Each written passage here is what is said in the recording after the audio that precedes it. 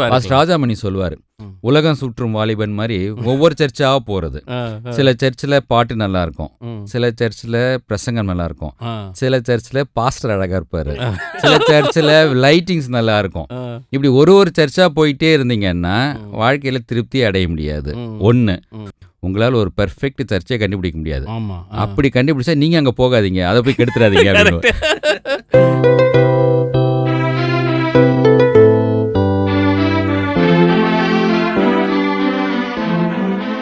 Hello Eric, எப்படி இருக்கீங்க?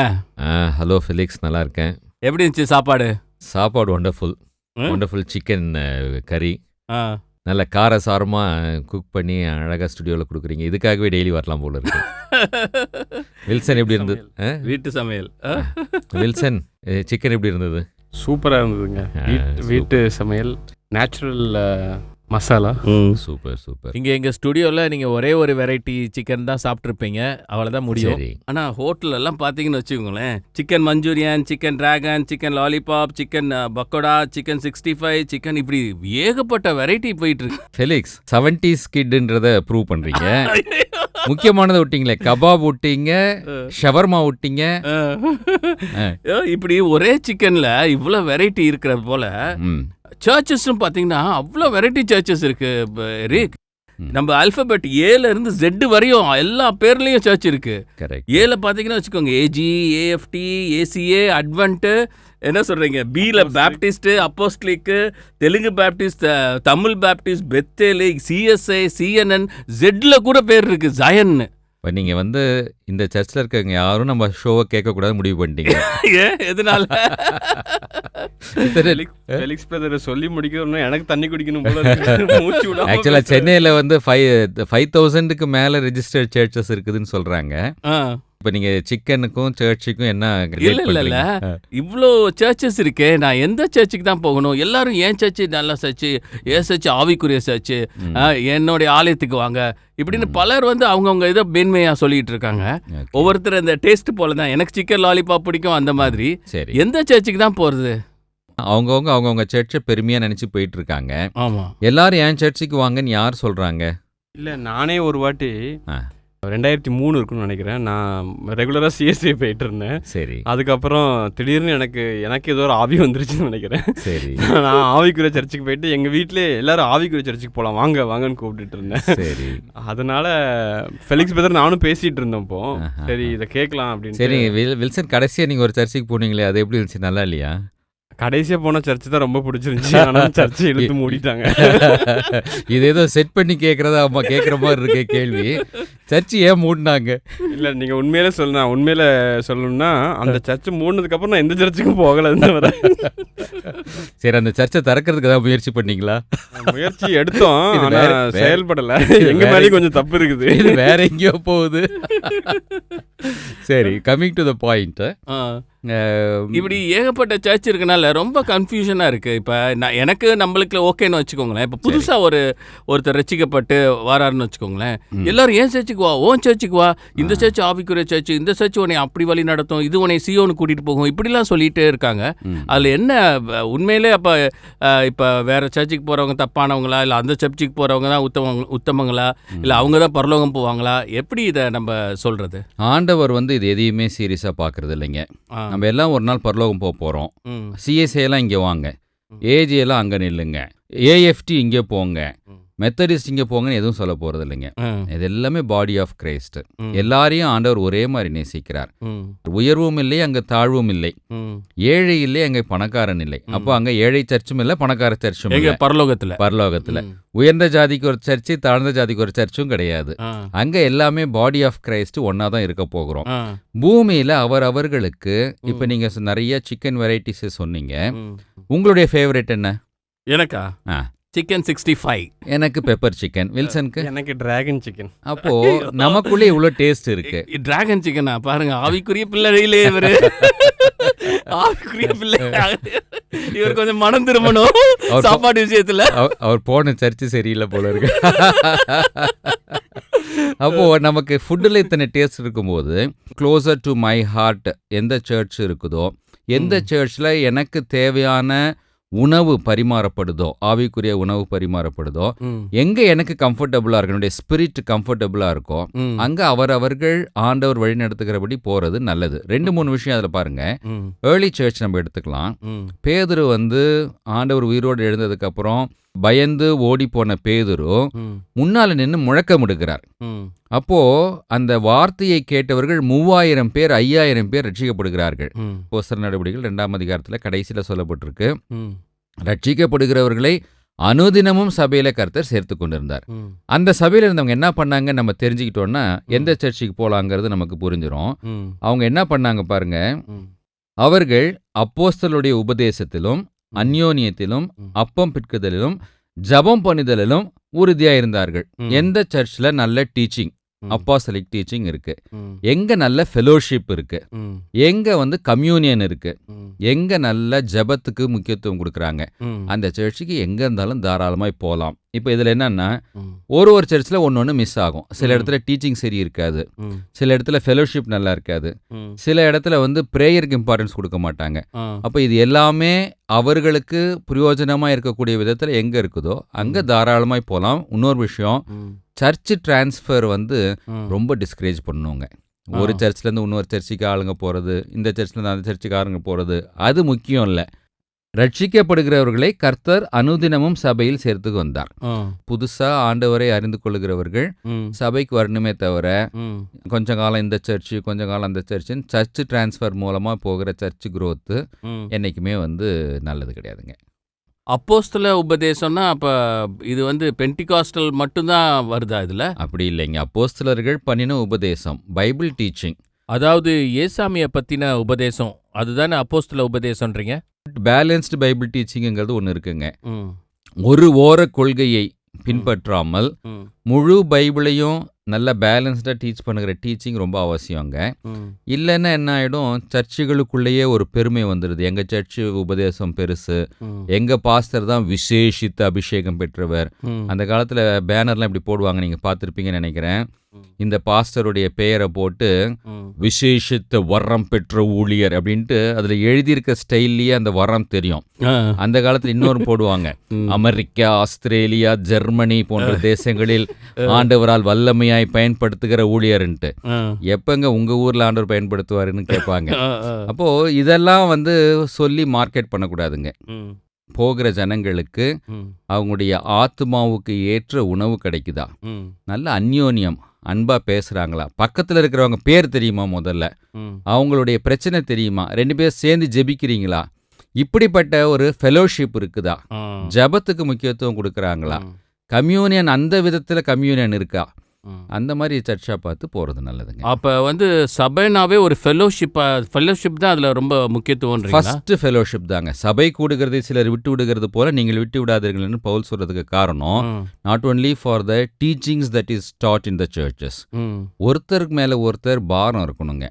நீங்க கடந்து போகிற பிரச்சனையை பற்றி எந்த விதத்திலும் பாரம் இல்லாதன்னா எப்படி நான் உங்களை நேசிக்க முடியும், உங்களுக்காக நான் ஜெபிக்க முடியும்? நான் ஒரு முறைமையை கையாளுகிறதாக சும்மா சர்ச்சைக்கு பாரம்பரியத்துக்கு வந்துட்டு போறதுல எந்த பிரயோஜனமும் இல்லைங்க. அப்போ இந்த சர்ச்சில் கடைசியில் தலையை காட்டிட்டு போகிறது, அப்புறம் சர்ச்சுக்கு அப்படியே போயிட்டு யாரையும் பார்த்து சோத்திரம் கூட சொல்லாமல் வர்றது, இப்படிலாம் இருக்கிறது ஒரு ஃபெலோஷிப்பை வளர்க்காதுன்றீங்க. அது அட்டெண்டன்ஸ் போடுறதுக்காக போகிறதுங்க. இன்றைக்கி அப்படி அட்டெண்டன்ஸ் போடுறதுக்காக போகிற நிறைய கம்பெனிஸில் அவங்க உள்ள எந்த டைமுக்கு வராங்க, எந்த டைமுக்கு போகிறாங்கங்கிறத கண்டுபிடிச்சி சம்பளம்லாம் கண்டுபிடிச்சிடுறாங்கங்க. உலக பிரகாரமான முதலாளி அப்படி பண்ணுவாருன்னா ஆண்டவருக்கு இதெல்லாம் தெரியாதுங்களா? அதனால் அந்த அட்டெண்டன்ஸ் போடுறதுல எந்த பிரயோஜனமும் இல்லைங்க. You should be a part and parcel of the church. You should contribute your talents, your time, your money to the local church for the expansion of God's kingdom, for the glory of God and for your edification. ஐக்கியப்படுறது தான் ரொம்ப முக்கியம் அப்படின்னு சொல்றீங்க. கண்டிப்பா கண்டிப்பா. So அந்த ஐக்கியம் இல்லைன்னா சபைக்கு போறதோடைய அர்த்தம் இல்லை. ஆமாங்க. ஒரு பார்ட்டிக்கு போகிற மாதிரி திரள் கூட்டம் ஒன்றா போய் உக்காந்துட்டு வர்ஷிப் பண்ணிட்டு what and awesome presence of காட்னு சொல்லிட்டு வரதை விட, நமக்கு ஆண்டவர் என்ன டேலண்ட்ஸ் கொடுத்துருக்காரோ, என்ன ஊழிய பாரம் கொடுத்துருக்கிறாரோ அதை ஃபார் த காமன் குட் ஏதாவது ஒரு விதத்தில் கான்ட்ரிபியூட் பண்ணணுங்க. நீங்கள் குழந்தையா இருக்கும் போது அப்பா ஸ்கூலில் கூட்டு போய் விட்டுருப்பாரு, ஸ்நாக்ஸ் வாங்கி கொடுத்துருப்பாரு, ஃபுட்டு வாங்கி கொடுத்துருப்பாரு. நீங்கள் 30 வயசு ஆனதுக்கப்புறமும் இதே ஸ்டைலில் இருந்தீங்கன்னா you should start giving to others what you have got. It is கிவிங்னு உடனே மக்கள் உடனே பணம் கேட்குறாங்கன்னு வச்சுக்குவாங்க. நமக்கு ஒரு சர்ச் இல்லை, நம்ம பணமும் கேட்கல. கிவிங் என்னது? The least thing a person could give is மணிங்க. First you should give yourself. Covid வரைக்கும் எங்களுக்கு ஒரு ஃபிசிக்கல் ஃபெலோஷிப் இருந்துச்சுங்க. அதுக்கப்புறம் எங்களால் சர்ச் நடத்த முடியல. அதில் காணிக்கைக்குன்னு ஒரு நேரம் கொடுப்போம். அதில் என்ன சொல்லுவோன்னா, முதலாவது காணிக்கைக்கு ஆயத்தமாய் வந்தவர்கள் முதலாவது உங்களை ஆண்டவருக்கு கொடுங்கள், அப்புறம் நீங்கள் கொண்டு வந்தீங்கன்னா காணிக்கையை கொடுங்க, கொண்டு வராதவர்கள் எங்களோட கூட சேர்ந்து பாடுங்கள்னு சொல்லுவோம். இப்போ முதல்ல நம்ம தான் முதல்ல ஆண்டவருக்கு கொடுக்கணும். அடுத்தது நம்முடைய தாளந்துகளை கொடுக்கணும், நம்முடைய நேரத்தை கொடுக்கணும், கடைசியாக தான் பணம். அந்த கடைசியாக கொடுக்க வேண்டிய பணத்தையே ஒருத்தர் கொடுக்கலன்னா மற்ற மூணையும் கொடுக்க மாட்டாருங்க. சரி சரி சரி. இல்லை இந்த பணம்னு சொல்லும் போது பார்த்தீங்கன்னா எல்லாரும் சபைக்கே வரமாட்டாங்க, ஆனால் சந்தா கட்டிடுறாங்க. அதுக்கு வேற ரீசன் இருக்குங்க. கல்யாணம் இருக்கு, கல்லறை இருக்கு. சிலவங்க மற்ற சபைகளை பார்த்தா செத்த சபைன்னுவாங்க, ஆனால் செத்த பிறகு அங்கே தான் போய் நிற்பாங்க. ஆமாங்க. இப்போ நிறைய பெண்டிகாஸ்டல் சர்ச்சஸில் நீ செத்த சபைக்கு போய் கொண்டிருக்கிறாய், ஆவி இல்லாத சபைக்கு போய் கொண்டிருக்கிறாய் அப்படின்னு பாஸ்டர் திட்டுவாரு. அந்த சர்ச்சில், அப்படிப்பட்ட ஒரு சர்ச்சில் நான் மெம்பராக இருந்தேங்க. அங்கே ஒருத்தர் இறந்துட்டார், ஒரு பெரிய அங்கிள் ஒருத்தர் இறந்துட்டார். உடனே எனக்கு தான் பாஸ்டர் ஃபோன் பண்ணி, உங்களுக்கு கொஞ்சம் ஐயர் பழக்கம் இல்லை, அவர்கிட்ட கொஞ்சம் கேளுங்க அப்படின்னாங்க. இந்த ஆவிக்குரிய சபைக்கும் மெயின்லைன் சர்ச்சஸ்க்கும் உள்ள வித்தியாசம் என்னன்னா, ஆவிக்குரிய சபையில் பிரைஸ் தி லார்ட் பாஸ்டர்னு சொல்லணும், அங்கே போனால் தோத்திரம் ஐயான்னு சொல்லணும். அவர்கிட்ட போய் கரெக்டா மாத்தி சொன்னா கண்டுபிடிச்சிருவாங்க. ஆமா, அவர்கிட்ட போய் ஐயா இந்த மாதிரி ஒரு கல்லறை, இது வேற ஆடு அப்படின்னு. ஆமா, அவர்கிட்ட நான் போய் சொன்னேன், ஐயா கொஞ்சம் உங்க உதவி வேணும், இந்த மாதிரி ஒரு கல்லறைக்கு ஒரு இடம் கொடுக்கணும் அப்படின்னதுக்கு, ஓ நீங்கள் தான் எங்களை செத்த சபைன்னு சொல்கிறீங்களா, அப்புறம் இங்கே வந்து கேட்குறீங்க அப்படின்னாரு. அதனால தான் இங்கே வரும். செத்த உடனே எங்களுக்கு இங்கே தான் இடம் கொடுக்குறாங்க. நீங்கள் சந்தா 50 ரூபா 100 ரூபா தான் கேட்குறீங்க, ஆனால் எல்லா வசதியும் இங்கே பண்ணுறீங்க. அங்கே லட்சக்கணக்கில் கோடிக்கணக்கில் இருக்கிற நகையை எல்லாத்தையும் வீடெல்லாம் விற்றும் கொடுக்குறோம், ஆனால் இது எதுவும் பண்ணலைங்கய்யா, அதனால கொஞ்சம் ஹெல்ப் பண்ணுங்கய்யா அப்படின்னு சொல்லிட்டு அவர்கிட்ட வாங்கி கொடுத்தேன். நான் யாரையும் அட்டாக் பண்ணிட்டேனா? இல்லை, நம்ம பின்னாடி எடிட்டிங்கில் அதை யோசிப்போம். அதாவது சபைக்கு போறத எல்லாரும் எந்த சபையா இருக்கட்டும் சந்தோஷமா உற்சாகமா போகணும்ல. கண்டிப்பா. என்ன சொல்றீங்க? கண்டிப்பா. ஏன்னா இது ஆண்டவர் வார்த்தையை கேட்கறதோட அங்க நம்மள மாதிரி சக விசுவாசிகளை பார்த்து நம்ம பலப்படுறது, ஷேர் பண்றது தான் இது ரொம்ப முக்கியமான விஷயம். இன்னொரு முக்கியமான விஷயம், நான் முதல்ல சொன்னதுக்கு இப்போ நான் கான்ட்ரடிக்ட் பண்றேங்க. இப்போ நீங்கங்கிறது லிசனர்ஸ் வச்சுக்கோங்க. நீங்க போகிற சபையில உங்களுக்கு ஏற்ற விதத்துல அங்க சூழ்நிலை இல்லை, ஜபம் இல்லை, போதனை பத்தல, ஐக்கியம் இல்லைன்னா நீங்க அதை டெவலப் பண்ணுங்க. நீங்க விட்டுட்டு வேற இடத்துக்கு போறீங்க. கரெக்ட். ஆண்டவர் உங்களை ஒரு நோக்கத்தோடு அந்த சபையில வச்சிருக்கிறாரு. நீங்க எதிர்பார்க்கிற அந்த ஆவிக்குரிய முதிர்ச்சி வளர்ச்சிக்கு நீங்க ஒரு உறுதுணையா இருக்கலாம் இல்லையா? இருக்கலாம் கண்டிப்பா. ராஜாமணி சொல்லுவாரு, உலகம் சுற்றும் வாலிபன் மாதிரி ஒவ்வொரு சர்ச்சா போறது. சில சர்ச்சில் பாட்டு நல்லா இருக்கும், சில சர்ச்சில் பிரசங்கம் நல்லா இருக்கும், சில சர்ச்சில் பாஸ்டர் அழகா இருப்பாரு, சில சர்ச்சில் லைட்டிங்ஸ் நல்லா இருக்கும். இப்படி ஒரு சர்ச்சா போயிட்டே இருந்தீங்கன்னா வாழ்க்கையில திருப்தி அடைய முடியாது. ஒண்ணு, உங்களால் ஒரு பெர்ஃபெக்ட் சர்ச்சை கண்டுபிடிக்க முடியாது. அப்படி கண்டுபிடிச்சா நீங்க அங்க போகாதீங்க, அதை போய் கெடுத்துறாதீங்க. இல்லை இப்போ நான் ஒரு ட்ரெயினில் போகிறேன், இல்லை என்னோடய ஒர்க் ஸ்பாட்டில் அப்படி பார்த்தீங்கன்னா கிறிஸ்டியன்ஸ் இருக்கும், ஆனால் எல்லாரும் ஒவ்வொரு சபைக்கு போகிறோம். கரெக்ட். அதில் என்ன ஆகுது அப்படின்னா, என் சபையில் அப்படி ஷேர் பண்ணுறோம்ல, இல்லை அவள் அந்த சபைக்கு போகிறா, அவளுக்கு இதெல்லாம் தெரியாது. இவங்க இவங்க பாஸ்டரை பற்றி பெருமையாக சொல்கிறது, அவங்க பாஸ்டரை பற்றி பெருமையாக சொல்கிறது, இப்படியெல்லாம் ஒரு பெரிய காரசாரமே போயிட்டுருக்கு. ஒரு பேர் உண்மையை ஒன்று சொல்கிறேன் கேட்டுக்கோங்க. எல்லா கிறிஸ்தவர்களாகிய நமக்குள்ளும் நம்மையும் அறியாமல், இது ரொம்ப அவேக்கனிங் ஸ்டேட்மெண்ட்டாக இருக்கணும், நம்மையும் அறியாமல் நம்ம எல்லாருக்குள்ளும் ஒரு ஸ்பிரிச்சுவல் ப்ரைடு இருக்குங்க. I know better than what you know. Spiritual ப்ரைட்னா என்ன? ஆவிக்குரிய பெருமை இருக்குங்க. அது என்னன்னா, உங்களை விட எனக்கு கொஞ்சம் வசனம் நிறையா தெரியும், உங்களை விட எனக்கு ஆவிக்குரிய அனுபவம் கொஞ்சம் நல்லா இருக்கு. எங்க பாஸ்டருக்கு இருக்கிற வர்றம் உங்க பாஸ்டருக்கு இல்லை. அப்போ நாங்க விசேஷித்த வர்றம் பெற்ற போதகரின் கீழ் பயிற்சி பெற்ற ஊழியர்கள் அப்படின்னு சொல்லிட்டு நம்ம எல்லாருக்குள்ள நம்முடைய சபையை குறித்த ஒரு பெருமை இருக்குங்க. பாடி ஆஃப் கிரைஸ்ட் ஆண்டவர் எப்படி பார்க்கிறார் அப்படின்னா, கைக்குன்னு ஒரு வேலை இருக்கு, அது கையை செய்யணும், கண்ணுக்குன்னு ஒரு வேலை இருக்கு, கண்ணு அதை செய்யணும். எல்லாம் சேர்ந்தது தான் ஒரு மனுஷனா இயங்க முடியும். அப்ப நமக்குள்ளார விசேஷம் இல்லைன்னு பார்க்கறது இன்டைரக்ட்லி நமக்குள்ள பெருமையை கொடுக்குது, நான் விசேஷித்தவன் காமிக்குது, எங்களுக்கு நிறைய கிருபை இருக்குதுன்னு காமிக்குது. அதை விட்டுட்டு ஆண்டவர் சொன்னார், உன்னை போல் பிறனை நேசி. நான் சொல்கிறேன், உன்னை போல் பக்கத்தில் இருக்க சபையில் இருக்கிறவனையும் நேசி. இப்போ என் சபை விசேஷம்னு நினைக்காம எல்லாரையும் நீங்கள் ஒன்றா நேசிக்க ஆரம்பிச்சிங்கன்னா இந்த பாகுபாடு இல்லாமல் நம்ம எல்லாம் ஏக மனதோட அந்த நான் சொன்னேனே அந்த ஆதி அப்போஸ்தல சபையில் அவர்களெல்லாம் ஒருமனப்பட்டு ஒரு இடத்துல கூடியிருந்தாங்க. இன்னைக்கு ஒரு சர்ச்சில் இருக்கிற மெம்பர்ஸை ஒரு நாள் நீங்கள் ஃபோனெல்லாம் ஆஃப் பண்ணிவிட்டு வேறு யார்கிட்டையும் டைவர்ஷன் இருக்கக்கூடாது, வெளியே போகக்கூடாது, ஒரு பெரிய காம்பவுண்ட் வாலில் போட்டு பூட்டு போட்டு நீங்கள் எல்லாம் ஒருத்தர் பேசுங்க, நீங்களாம் வந்து என்ஜாய் பண்ணுங்கள், நீங்கள் விளையாடுங்க, கேம்ஸ் பண்ணுங்கள், பைபிள் படிங்க, ஜெபம் பண்ணுங்கன்னு ஒரு நாள் விடுங்க. உள்ள இல்லை கலவரமாயிரும்னு உள்ள அடிதடி தகராறுகள், முடியை பிடிச்சி இழுத்து அடிச்சிக்கிறது, நான் கூப்பிட்டுமா ராயபுரத்தில் இருந்து ஆளை கூப்பிட்டுமா அப்படின்னு சொல்லிட்டு உள்ள தகராறுகள், சண்டைகள், போட்டிகள், பொறாமைகள்.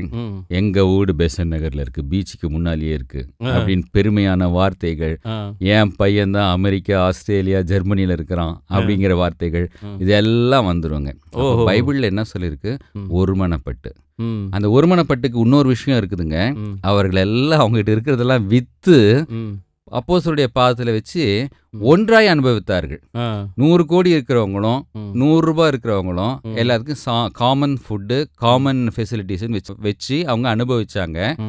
அதனால தான் அநேக அற்புதங்கள் நடந்துச்சு. இன்னைக்கு அற்புதங்கள் கண்டிப்பாக நடக்காதுங்க. ஆண்டவரால் அற்புதம் செய்ய முடியும். சபையில் ஏன் நடக்காதுன்னு கேட்டிங்கன்னா நமக்குள்ள இவ்வளோ பாகுபாடு இருக்கு, ஒருமனப்பாடு இல்லை, அதனால நடக்கிறது இல்லை. ஒருமனப்பட்டு பாருங்க, நடக்கும் அற்புதம். இப்போ அற்புதம் நடக்குமா? கண்டிப்பா நடக்குமா? இல்ல, ஒரு மனம் இல்லைன்னா நடக்காது. மற்ற சபைக்காரங்களை நேசிக்கவே முடியல அவங்கனால. கேட்ட இந்த வசனத்தை சொல்றாங்க, நம்ம வந்து சோத்திரம் பண்ணக்கூடாது. அது யெகோவா விட்னஸை பற்றி சொல்லியிருக்குங்க. மாம்சத்தில் வந்த இயேசு கிறிஸ்துவை ஏற்றுக்கொள்ளாத அனைவரும் அந்தி கிறிஸ்துகள் என்று சொல்லி யோவான் எழுதியிருக்கிறார். அவங்களுக்கு நீங்க ஸ்தோத்திரம் செய்யாதீங்கன்னு சொல்லியிருக்கு. ஆமா ஆமா ஆமா. Jehovah witness is different, only Jesus different. இன்னைக்கு Pentecostal almost only Holy Spirit கணக்கில் போயிட்டு இருக்கிறாங்க. இந்த திரியேக தேவனை, ட்ரையூன் காட் அவர்கள் ஆராதிக்க ஆரம்பிக்கும் போது இந்த பாகுபாடுகள்லாம் இல்லாமல் ஒருமனப்பட்டாவையோடு இருக்க முடியுங்க. ஸோ ஒரு கிறிஸ்தவங்களா இருக்கவங்க மற்ற சபை, எல்லா சபையிலும் இருக்கவங்கள நேசிக்க பழகணுங்க. நமக்குள்ள ஒரு விதமான பெருமையும் பொறாமையும் வருதில்ல, அது அப்பப்போ கடிந்து கொண்டு நம்முடைய ஆவியில் இருக்கிற அந்த கட்டுகளை ஜபம் பண்ணி வேத வசனத்தின் மூலமாய் முறியடிக்கலை அப்படின்னு சொல்லி சொன்னால் ஒருமனப்பாடு இருக்காதுங்க. சரி பிரதர் ஏதோ சொல்லிட்டு இருக்காரு, இப்போ பேசினா ஆர்கியூமெண்ட் வரும் அப்படின்ட்டு நான் சும்மா இருக்கக்கூடாதுங்க. ஓ அப்படியா பிரதர், உங்களுக்கு இப்படிப்பட்ட ஒரு விசேஷித்த ஒரு அனுபவம் உங்களுக்கு இருக்கா, நீங்கள் இப்படி எக்ஸ்பீரியன்ஸ் பண்ணீங்களா பிரதர், ஏன் அனுபவத்தையும் கேளுங்க, நான் இப்படி இருந்தேன், நம்ம 2 பேரும் சேர்ந்து ஆல்ரெடி நாமத்தை குளோரிஃபை பண்ணலாம் அப்படின்னு ஓப்பனாக பேசுறதுல என்ன இருக்குது? அட் எண்ட் ஆஃப் த டே நான் போகும்போது ஃபெலிக்ஸோட எனக்கு ரொம்ப விசேஷித்த ஒரு வரம் இருக்குதுன்னு நான் பெருமையாக போனேன்னா ஆண்டவர் அதை அங்கீகரிக்க மாட்டாருங்க. இப்போ நீங்களும் நம்ம 2 பேரும் சேர்ந்து ஆண்டவருடைய நாமத்தை மகிமைப்படுத்தணும்னு நினைக்கும் போது இதில் நீங்கள் மைலேஜ் எடுக்கிறீங்களா, நான் மைலேஜ் எடுக்கிறேன்னா, உங்கள் மூலமாக நிறைய ஆத்மா வராங்களா, என் மூலமாக ஆத்மா வராங்களா, அது முக்கியம் இல்லைங்க. ஆண்டவருடைய நாமம் மகிமைப்படுதா, ஆண்டவருடைய ராஜ்யம் கட்டப்படுதா, இந்த எண்ணம் இருந்ததுன்னா, சுயநலம் இல்லாமல் நம்ம இருந்தோம்னா, இயேசு கிறிஸ்து அவரையே நமக்காக கொடுத்ததை நாம் உணர்ந்தோன்னா, கிறிஸ்து இயேசுக்குள்ள இருந்த அதே சிந்தை நமக்குள்ள இருந்ததுன்னா அப்படிப்பட்ட ஒரு சபையை நம்ம கட்டி எழுப்ப முடியுங்க. சில கூட்டங்கள்ல நோட்டீஸ்லாம் பார்த்துருக்கேன், சபை பாகுபாடு அற்ற அப்படிலாம் போடுற அளவுக்கு நமக்கு அவ்வளோ ஒரு சபை மேலே ஒரு சபை வெறுப்பு பொறாமை எல்லாம் வந்துருச்சா? இல்லை, நான் இன்னும் கொஞ்சம் டீப்பாக போகிறேங்க. இப்போ நான் ஒரு ப்ரோக்ராம் நடத்துகிறேங்க, என் சபையில் 100 பேர் தான் இருக்கிறாங்க, எனக்கு 1000 பேர் வேணும். எல்லா சபையிலையும் போய் நோட்டீஸ் கொடுத்து சபை பாகுபாடு இல்லாமல் எல்லாம் வந்து கலந்து கொள்ளுங்கன்னு சொல்கிறேன். இப்போ நீங்கள் உங்கள் சர்ச்சில் ஒரு ப்ரோக்ராம் நடத்துறீங்க, என் சர்ச்சுக்கு முன்னால் வந்து நோட்டீஸ் கொடுத்து சபை பாகுபாடு இல்லாமல் எல்லாம் நடத்துகிறேன் வாங்கன்னு சொன்னால் நான் வந்து ஜாக்கிரதையாக இருங்க, இங்கெல்லாம் போகாதீங்கன்னு சொல்லுவேன். ஸோ எனக்கு ஆள் சேர்க்கணுன்னா சபை பாகுபாடு இல்லை, நீங்கள் ஆள் சேர்க்கும் போது என் சபையில் இந்த ஆள் விடக்கூடாது. இதுதான் எல்லாருடைய மைண்ட் செட்டும் இருக்கு. அதுக்கு தான் வந்து ஆடு திருடன்னு பேர் வச்சுட்டாங்க, ஏன் ஆத்மாலாம் அங்கே போகுதுங்கிறாங்க. இதெல்லாம் நான் ரொம்ப இளமையாக இருக்கும் போதே இதெல்லாம் கிராஸ் பண்ணி வந்து எனக்கு ஆண்டவர் கிருபையாக இறங்கி எனக்குள்ள ஒரு தெளிவை கட்டளையிட்டார். என்னன்னா, எங்கள் சர்ச்சில் இருக்க எல்லாருமே வெளியே போனாலும் பரவாயில்ல, போய் நீங்கள் எல்லாம் எங்கேயோ ஒரு ஊழியம் செய்யுங்க, எனக்கு ஆண்டவர் என்ன ரோல் கொடுத்தாரோ அதை செய்கிறேன். நான் ஒரு ஆளை ரொம்ப நாளைக்கு இழுத்து பிடிச்சி வச்சுக்க முடியாதுங்க. நான் ஓப்பனாகவே சொல்லுவேன், நீங்கள்லாம் போய் எங்கேயா ஊழியம் பண்ணுறதா இருந்தால் பண்ணுங்க, நீங்கள் என் பேரையே யூஸ் பண்ணி தான் பண்ணுங்க, இல்லை எனக்கே நீங்கள் தான் சொல்லி கொடுத்தேன்னு கூட சொல்லுங்க, எதுவுமே எனக்கு மேட்டர்ஸ் இல்லை. ஏன்னு கேட்டால் not more then 50 years from today ஒரு நாள் ஆண்டவரை பார்க்க போகிறோம். அங்கே போகும்போது டேய் நீ என்னன்னாலாம் திருக்குத்தனமாக வேலை பார்த்த அப்படின்னு கேட்குப்பாரா, இல்லை நல்லது உண்மையும் முத்தவமான ஊழியக்காரனே கொஞ்சத்தில் உண்மையாக இருந்தாய் அநேகத்தில் அதிகாரியாக வைக்க போகிறேன்னு சொல்லுவாராங்கிற உணர்வு எனக்குள்ளார ரொம்ப டீப்பாக போயிடுச்சுங்க. அதனால் நான் யாரையும் கண்டுக்க மாட்டேன். இதுக்குடைய அடுத்த சைட் கிரிட்டிசிசம் என்னன்னா, இவர் யாராவது ஒருத்தர் வரலன்னா ஃபோர்ஸ் பண்ணி வரவே சொல்ல மாட்டேங்கிறாருங்க அப்படின்னு என் மேலே ஒரு கிரிட்டிசிசம் இருக்குது. ஆண்டவரே ஃப்ரீ வில் கொடுத்துட்டாரு. நான் செய்த ஊழியத்தின் மூலமாக ரட்சிக்கப்பட்ட ஒருத்தர் ஆண்டவரை விட்டு வெளியே போனால் நான் போய் கூப்பிடணுங்க. அவங்க வேற சபைக்கு போனால் அதே ஆண்டவர் தானே அங்கே போய் அவனங்க போகிறாங்க, அதே ஆண்டவருக்கு தானே ஊழியம் செய்ய போகிறாங்க, நான் ஏன் கவலைப்படணும்? கரெக்ட். இப்போ இன்னொரு இடத்துல போட்டிருக்கு, ஏசாமியே சொல்லியிருக்காரு கடைசி காலத்தில் இதோ இங்கே இருக்கார் இயேசு அங்கே இருக்கார் இயேசுன்னு அநேகர் அங்கே இங்கும் அலைவாங்கன்னு. அப்படின்னு அது அது எந்த கான்டெஸ்ட்ல மீன் பண்ணுறாங்க? அதில் ஏமாந்து போகாதுருங்கன்னு சொல்லிட்டு மத்தேயு 24 2ஆம் வருகையை பற்றி அவர் சொல்கிறாருங்க. பவுல் அதை பற்றி எழுதும்போது என்ன சொல்கிறாருன்னா, வஞ்சிக்கப்படாதிருங்கள், இயேசுவும் வஞ்சிக்கப்படாதிருங்கள்னு சொல்லியிருக்காரு. பவுல் சொல்லும் போது கொரிந்தியருக்கு எழுதும்போது எழுதுகிறார், வேறொரு இயேசு, வேறொரு சுவிசேஷம், வேறொரு ஆவி. அப்போ இயேசு சொன்னாரே அங்கே இயேசு இருக்கார் இங்கே இயேசு இருக்காருன்னு அவர் ஒரிஜினல் இயேசு இல்லைங்க. அவர்கள் அந்தி கிறிஸ்துவாக கருதப்படுகிறவர்கள். அப்போ அந்தி கிறிஸ்து அந்த அல்டிமேட் ஆன்டி கிரைஸ்ட் கிடையாது. இயேசு வாழ்ந்த காலத்துக்கு பின்னால் யோவான் எழுதும்போதே சொல்லுகிறார், இப்பொழுதே அநேக அந்தி கிறிஸ்துக்கள் இருக்கிறார்கள். இயேசுனுடைய டீச்சிங்ஸுக்கு அகெயின்ஸ்டா கான்ட்ரடிக்ட் பண்ற மாதிரி வேறொரு சுவிசேஷத்தை வேறொரு ஆவியினால வேறொரு இயேசுவை போதிக்கிற எல்லாருமே அந்தி கிறிஸ்துக்களுடைய ஆவிதான். அவர்களுக்கு நம்ம ஜாக்கிரதையா இருக்கணும். நாங்கள் பிரசங்கிக்காத வேற ஒரு இயேசுவை யாராவது ஒருத்தர் பிரசங்கித்தா தேவ தூதர்களானாலும் ஏற்றுக்கொள்ளாதீங்கன்னு பவுல் சொல்றாருங்க. அதனால இதெல்லாம் அவங்க கரெக்டா எல்லாம் நம்ம பார்க்கறது நம்ம வேத வசனத்தை படிக்கும் போது அந்த வித்தியாசம் தெரியும். ஆனால் நம்ம தெரியாம ஓட மாட்டோம் அவங்க பின்னாடி. பேசிக் ஒன்று தாங்க, தம் ரூல். நீங்க எனிதிங் ஆசிட் டெஸ்ட், யார் என்ன சொன்னாலும் நானும் நீங்களும் இப்ப பேசிக்கொண்டு இருக்கிற விஷயங்களையும் கூட வேத வசனத்தின் ஆதாரம் இல்லாமல் வேத வசனத்துக்கு அகெயின்ஸ்டா பேசணும்னா அது ஏற்றுக்கொள்ளக்கூடாதுங்க. Okay okay okay. ரூல் வேதத்தினால இது உறுதிப்படுத்தப்படுதா? ஓகே. இல்லைன்னா என்னுடைய சொந்த கருத்துக்களுக்கு இயேசுவை வைத்து தொழில் செஞ்சேன்னா அது நமக்கு ஆசீர்வாதம் இல்லைங்க. ஆண்டவருடைய வார்த்தையை போதிக்க நம்ம அழைக்கப்பட்டிருக்கிறோம். அதை தவிர என்னுடைய அனுபவத்தையோ என்னுடைய ஒப்பீனியனோ நான் பேசுனேன்னா நான் வேதத்துக்கு புறம்பானவன். ஓகே. அப்போ நீங்கள் சொல்கிறத பார்த்தா எந்த சபைக்கு போகிறவங்களா இருந்தால் கூட எல்லாரையும் நம்ம ஆண்டவரோட பிள்ளைகளாக நம்ம பார்த்து நேசிக்கணும். இந்த சபைக்கு போகிறேன் நான் உங்க கூட பேச மாட்டேன் அப்படிலாம் இருக்கக்கூடாதுன்றீங்க. ஆமாங்க. இப்போது பக்கத்தில் இருக்கிற சபை மக்கள் உங்களால் நேசிக்க முடியல, எதுக்குங்க சும்மா ரஷ்யாவுக்காக சைனாவுக்காக அமெரிக்காவுக்காக நீங்கள் ஜெபிக்கிறீங்க? அங்கே இருந்தீங்கன்னா அங்கேயும் நீங்கள் நேசிக்க மாட்டீங்க. அவங்க நம்ம கண்ணுக்கு தெரியலன்றதுனால அவங்களுக்காக ஜெபிக்கிறீங்க. என் பக்கத்தில் இதே தெருவில் இருக்க சபைக்காக ஜெபிங்களேன். வில்சன் சொல்லுங்க. ஒரு வசனம் இருக்கு பாஸ்டர், காண்கிற சகோதரனிடத்துல அன்பு கூறாட்டி காணாத தேவனிடத்துல எப்படி அன்பு கூறுவ? இப்ப நீ காண்கிற சகோதரனை விட்டுட்டு எங்கேயோ இருக்கிற ஒரு நாட்டுக்காக ஆண்டவரே கம்யூனிஸ்ட் நாடுகளுக்காக என்னுடைய சமூகத்துல வருகிறோம், சாப்பாட்டு டேபிள்ல உட்காந்துக்கிட்டு உங்களை யார் சைனாவுக்கு ஜெபிக்க சொல்றா? உங்களை யார் ரஷ்யாவுக்கு ஜெபிக்க சொல்றா? பக்கத்துல இருக்கிற சபைக்கு ஜெபம் பண்ணுங்க. பால் எபேசியருக்கு எழுதும்போது எழுதுறாரு, உங்களை காட்டிலும் மற்றவர்களை விசேஷித்தவர்களாக எண்ணுங்கள்னு சொல்றாங்க. ஒரு வித்தியாசமா இப்படி சொல்லி பாருங்களேன். என் சபைக்கு வருகிற ஜனங்களை விட பக்கத்து சபைக்கு வருகிற ஜனங்கள் விசேஷித்தமானவர்கள் சொல்லுங்களேன். என்ன நடக்க போகுது சொல்லி நாமளே சொல்லலாங்க. நம்ம பண்ற ஊழியத்தை நம்ம மற்றவங்கள சொல்ல வேண்டாம், நாம சொல்லுவோம். நாம பண்ற ஊழியத்தை விட மற்றவர்கள் ரொம்ப நல்லா ஊழியம் பண்றாங்க சொல்லலாமே. Correct correct correct correct correct. இப்போ ஒருத்தர் ஃபேமஸ் ஆயிட்டாரு, நல்லா பாட்டு பாடுறாரு, 50 மில்லியன் வியூஸ் வருது, எப்படி குறை சொல்லலாம்? ஏய் நினைச்சேன்டா ஒரு நாள் இது நடக்கும்னு எதிர்பார்த்தேன், மாட்டினியா வந்தியா? இதுக்குதான் நம்ம ரெடியா இருக்கிறோம் ஜட்ஜ் பண்றதுக்கு, வேற ஒன்றும் இல்லைங்க. சீக்ரெட் தெரிஞ்சுக்கோங்க, உள்ளுக்குள்ள கொஞ்சம் பொறாம. நான் இவ்வளோ எனக்கு வந்தா ரத்தம், மற்றவங்களுக்கு வந்தா தக்காளி சட்னி.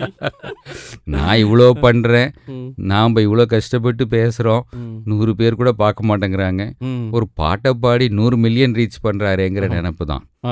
அப்போ அவர் மேலே உண்மையாலுமே ஒரு பாரம் உங்களுக்கு இருக்குதுன்னா நீங்கள் அவருக்காக அழுது ஜெபம் பண்ணுங்க. ஏங்க உங்களுக்கு தெரியுமா ஒன்று, அந்த நாட்களில் ஆத்துமாக்களுக்காக கண்ணீரோடு ஜெபிச்சிருக்காங்க தெரியுமா உங்களுக்கு? இன்னைக்கு உங்களுடைய பிரச்சனைக்காக அழுகிற மாதிரி ஒரு ஆத்மா மேலே நம்ம கண்ணீரோட ஜெபிக்கிறதே கிடையாது. அவர் போகிற வழி சரியில்லை அப்படின்னு நினச்சிங்கன்னா ஜெபம் பண்ணுங்க. பர்சனலாக போய் டைம் எடுத்து அவருக்கு ஆலோசனை சொல்லுங்க. இதெல்லாம் விட்டுட்டு உழுகிற வரைக்கும் காத்துக்கிட்டு இருந்து உழுந்த பத்தியா அப்படின்னு சொல்றது என்னங்க கிறிஸ்தவ அன்பு? கரெக்ட். ஸோ நான் என்ன சொல்ல வரேன் இதுல இருந்து அப்படின்னா, உங்க கூட வேலை செய்கிறவங்க வேற சபைக்கு போனாலும் அவங்கள நீங்கள் நேசிக்க கற்றுக்கணும். அவங்க கூட சேர்ந்து ஜெபிக்கலாம், அவங்க கூட தேவனுடைய செய்தியை பகிர்ந்துக்கலாம். இப்படி எல்லாரும் சேர்ந்து ஆவிக்குரிய ஜீவியத்தில் முன்னேறதுக்கு பிரயாசப்படுவோம். சூப்பருங்க. Okay brother, thank you. God bless you.